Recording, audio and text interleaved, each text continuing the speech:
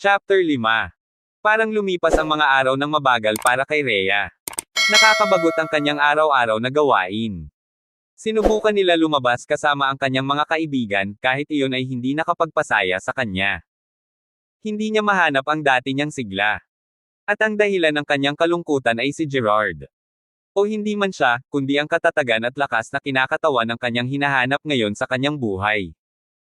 Kaya parang may kulang sa kanyang buhay, na dati-rati naman ay hindi niya nadarama. Pero, tanggap na niyang hindi na sila muling magkikita. Magkaiba ang kanilang mundo. Isang kakilala lang ang tingin nito sa kanya. Kaya pumayag siya sa pambubuyog ni Anya na makipag-blind date sa isang kaibigan ni Roger na asawa nito. At ito ang ginawa niya kagabi. Sabihin na natin, naging isang kabiguan ito dahil ang kanyang date ay masyadong mayabang. Hindi niya moari kung paano ito naging kaibigan ni Roger, nasa sobrang simple. Pakiramdam niya ay nasayang ang buong oras niya dito. Kaya sa susunod, sa halip na makipag-date siya ay magpahinga na lamang siya. Nakahilata siya sa sofa habang nagbabasa ng pinakabagong women's magazine, nang tumunog ang kanyang cellphone. Siya ay nagmamaktol na bumangon upang kunin ito mula sa counter ng kusina. Gusto sana niyang huwag ng pansinin iyon, pero nagdalawang isip siya dahil baka importanteng tawag iyon. Nang iscan ng screen, nagulat siya nang makita ang pangalan ni Gerard. Just when she thought she would not ever hear from him again. Bigla na lang tatawag out of the blue. Parang nang-aasar naman si kapalaran. Bakit kaya? Naisip niya. They have had each other's number from so long, pero ngayon lang ito nagparamdam. Hello. Nagtatakang sagot niya. Rhea. This is you? Right. Mabilis na tanong ni Gerard. Tansya niya sa boses nito, he was kind of agitated. Yes, it's me. Tugon niya. What's the matter? I need help. Tama ba ang kanyang hinala? Bigla tuloy rumatsyada ang kanyang pulso. What kind of emergency could he possibly and that would require her help? Why her? Subalit hindi niya iyon masabi ng malakas. She would sound unaccommodating and unsupportive. Paano kita matutulungan, Gerard? Narinig niya ang teleponong parang lumapit mula sa kamay patungo sa kabilang kamay pagkatapos ay narinig niya itong magsalita. Makikita mo ba ako sa mall, ngayon? At huminga ito ng malalim. Makikita sa mall. Bakit? Sabi niya nang may pag-asang makita, kahit hindi niya ito nakikita. Nagtaas pa siya ng isang kilay hindi na kasi ito nagpatuloy sa sasabihin. Ano kayang emergency sa mall? Imposible naman nawalan ito ng wallet at wala ng pamasahe. Bumantong hininga ang lalaki and then he sputtered out. Biglang nagkaroon ang anak ko. Nagkaroon ng ano? Nagtatakang tanong ni Rhea. Pero hindi ito sumagot and dead air filled the line. Gerard, nariyan ka pa ba? Nasa mall kami at hindi ko alam ang gagawin. Patuloy nitong paliwanag. Si Trisha ay natigil sa loob ng isang cubicle at ayaw niyang lumabas kasi nahihiya siya. Kaka-text lang niya sa akin kung ano ang nangyari. Mahabang paliwanag ni Gerard kay Rhea. Sa puntong iyon, parang gustong matawa ni Rhea. Pero, alam niyang hindi niya ito papahalagahan kaya pinigil niya ang kanyang bibig. Gusto niyang itanong kung bakit hindi na lang ito nanghingi ng tulong sa kahit sinong babae roon. Pero sa kabilang banda, kung siya ang nasa kalagayan ng kanyang anak na babae hindi niya rin ito ipagkatiwala sa estranghero.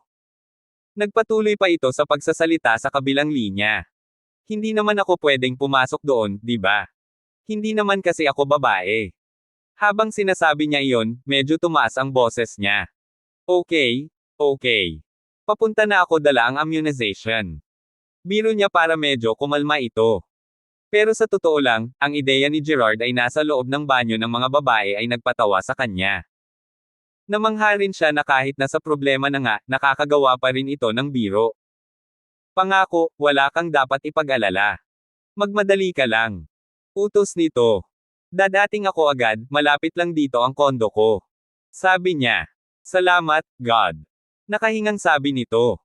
Teka lang, Gerard. Paalala niya. Ako naman ang may assignment para sa'yo ngayon. Hindi na niya ito hinintay na sumagot. Pumunta ka sa bench, at bumili ka ng isang pakete ng underwear na extra small. Utos ni Rhea. Bakit? Sagot ni Gerard na may pagtataka. Huwag ka nang magtanong kung bakit. Basta gawin mo na lang. Mahigpit niyang utos. At huwag mong kalimutan na i-text si Trisha na maghintay lang siya sa cubicle. Sabihin mo na may kaibigan mong parating. Pagpapaliwanag ni Rhea dito. Yes ma'am. Sagot naman ni Gerard. Okay, salamat ng marami Rhea. Pahabol nito bago niya pinindot ang end call button. Nakangiting ibinaba niya ang cellphone sa kitchen counter. Pakiramdam niya ay nakahanap na siya ulit ng dahilan para ngumiti. Pagdating ni Rhea sa mall agad siyang dumiretso kung saan ang restroom ng mga babae.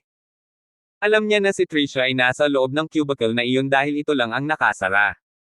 Kaagad niya itong kinatok. Hindi naman nagtagal at bumukas na ito. Trisha okay ka lang ba? I'm Tita Rhea at kaibigan ako ng daddy mo. Huwag kang mag-alala tutulungan kita. Okay po Tita Rhea, maraming salamat po sa pagpunta. Hindi ko po talaga alam kung ano ang gagawin ko, mabuti na lang po at nandito kayo. Kasalukuyan siyang nakaupo sa isang table ng Jollibee, kasama si Trisha at hinintay ang pagbabalik ni Gerard. Ito ang umorder ng kanilang merienda. Nagpumilit itong ililibre sila ng tanghalian matapos niyang tulungan ang anak nito. Tumanggi si Rhea pero ayaw nitong tanggapin ang pagtanggi niya. Salamat po ulit Tita Rhea. Sabi muli ng bata na pumukaw sa kanyang atensyon. Ngumiti siya. Ikaw naman, kanina ka pa nagpapasalamat. Aniya. Kinuha niya ang kamay nito at pinisil iyon bago binitawan. Sinabi ko naman sa iyo, us girls stick together. Ginantihan siya nito ng ngiti. Pinag-usapan na namin sa health class sa school ang dapat gawin. Pero nang makita po ang dugo, natarante po ako. Parang nakalimutan ko lahat ang sinabi ni teacher. Mahabang paliwanag ni Trisha kay Rhea. Naintindihan ko, iba talaga kapag nangyayari iyon at papanik ka. Sabi niya nang may pakikiramay. Ganoon din daw ang naramdaman niya noong unang dumating ang kanyang monthly visitor. Pero maswerte siya dahil nandoon ang kanyang nanay para ipaliwanag ang lahat sa kanya. Kaya nakadama siya ng awa para sa bata. Dahil parang ligaw ito at hindi man lang alam kung paano gumamit ng napkin. Siya pa ang nagpaliwanag nito. Pinakalma niya rin ang takot ni Trisha sa malakas ng daloy ng dugo. Bukod pa ron, binigyan din niya ito ng crash course tungkol sa sanitary napkin. Mukhang na-appreciate naman nito iyon. Mabuti na lang at hindi nag-stain sa pants mo. Dagdag niya. You're still quite lucky. Yeah, I'm lucky. But only because you came to my rescue. Lalong tumaba ang puso ni Rhea sa papuri. Pero bago siya nakapagpasalamat, napangunahan siya nito. You know what? Tita, ngayon ko palang kayo nakita. Ngayon na medyo tahimik na ang lahat dahil sa kanilang nakakabaliw na karanasan sa banyo kanina. Nakatingin ang batang babae sa kanya na may pagtataka. Paano po kayo nagkakilala ni Daddy? Nagpasalamat si Rhea sa Diyos dahil hindi madaling mamula ang kanyang mukha. I was his student in high school. Talaga? Tanong nito, bakas ang gulat sa mukha, namimilog pa ang mga mata. Nagtuturo pala si Daddy, hindi ko alam ang mga bagay na iyan. Isang taon lang siyang nagturo. Paliwanag niya. Sa tingin ko ay bago pa lang siya nagpakasal sa mommy mo. Kilala mo ba ang mommy ko? Umiling siya. Sa totoo lang, nakaramdam si Rhea ng kaba sa tanong na iyon ni Trisha.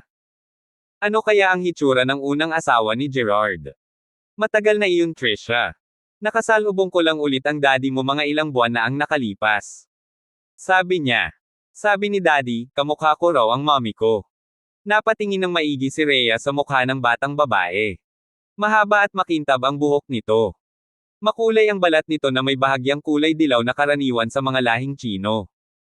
Ang mga mata nito ay hugis almendres at may mahabang pilak mata. Kung ganoon, sigurado akong maganda siya. Sabi ni Rhea habang may ngiti sa labi.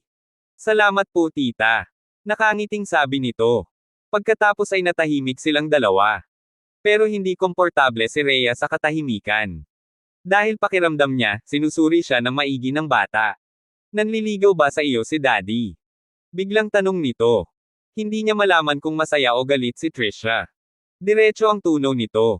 Sa totoo lang, parang gusto niyang mapatalon sa upuan dahil sa gulat sa prangkahan nito. Kaya bang makita ng batang babae ang kanyang ninanais sa puso? Paano mo naman nasabi iyan? Naiilang niyang balik. Ang mga babaeng nakita kong kasama ni Daddy ay iyong mga ipinakilala niya sa kanila lola at tita. Kwento ng bata. Okay, naintindihan ko. Pero ang totoo, hindi niya lubos na naiintindihan. Ibig sabihin ba ay si Jennifer ang napili ng nanay at kapatid ni Gerard? Ibig bang sabihin ay mayroon pa rin siyang hangganan sa kanyang unang asawa kaya kailangan pa siyang itulak upang makipag-date? Hindi ko sila gusto. Mariing sabi ni Trisha na umagaw sa atensyon ni Rhea. Hindi sila maganda katulad sayo. Higit sa lahat, mas mabait ka kaysa kanila. Kasunod yun, pumasok sa isip niya ang mature na mukha ni Jennifer. Marahil ay nakita ng bata ang mga date ng kanyang ama bilang pangit. Or baka hindi lang niya ito makasundo kaya nasabi iyon ni Trisha. Mas bata lang ako sa kanila, Trisha. Paliwanag niya. Hindi naman sa ganun, tita, masungit kasi sila. Hindi sila halos ngumingiti sa akin, parang palaging mga nakasimangot at nakakunot ang noon. Mahabang paliwanag ni Trisha.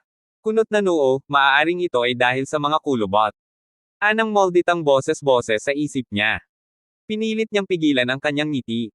Ganoon ba? Aniya, hindi siya makaisip ng angkop na sagot. Naisip niya ang mga palabas sa television upang may iba ang usapan. Pero, wala siyang maisip at nanatili siyang tameme. So, kung ganun hindi ka talaga niligawan ni Daddy. Paninigurong ulit niya. Hindi eh. Nagtataka siya kung bakit nakasimangot ito. Hindi ba dapat ay masaya si Trisha? Ang mga babaeng kaedad niya ay napaka-possessive sa kanilang mga ama. Or baka naman kamag-anak ito ni Cinderella, na excited magkaroon ng stepmother. Nagkibit balikat si Rhea. Kahit ano pa ang dahilan ay labas na siya roon. Hindi talaga. Ulit niya. Malaki kasi ang agwat namin sa edad. Sayang naman kung ganun, tita. Disappointed nitong sabi. Napakabait mo, tita Rhea, sa totoo lang po. Dahil sa komento nito, doon niya napagtantong gusto nga nito ng isang stepmother. Ngunit nakakalungkot sabihin, hindi siya ang napili dahil hindi nakita ni Gerard ang potensyal niya bilang asawa. Thanks, honey. Na-touch niyang tugon. Ang sarap naman pakinggan ang sinabi mo, tita.